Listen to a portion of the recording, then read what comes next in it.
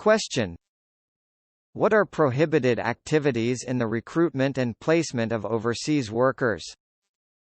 Answer: the prohibited activities, whether committed by any person or an employment agency, are as follows.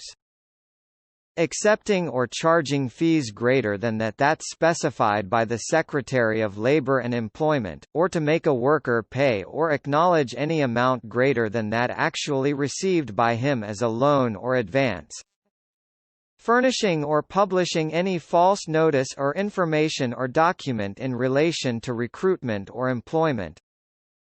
Giving false notice, testimony, information or document, or any act of misrepresentation for securing a license or authority under the Labor Code, or for documentation of hired workers with the POEA.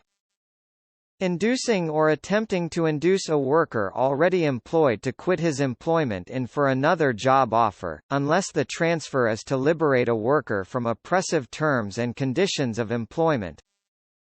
Influencing or attempting to influence any person or entity not to employ any worker who has not applied for employment through his agency or who has formed, joined, or has been contacted or is supported by any union or workers' organization.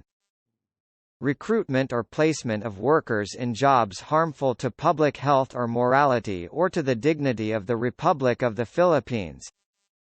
Obstructing or attempting to obstruct inspection by the Secretary of Labor and Employment or by his duly authorized representative. Failure to submit reports on the status of employment, placement vacancies, remittance of foreign exchange earnings, separation from jobs, departures and such other matters or information as may be required by the Secretary of Labor and Employment. Substituting or altering employment contracts approved and verified by DOL to the prejudice of the worker.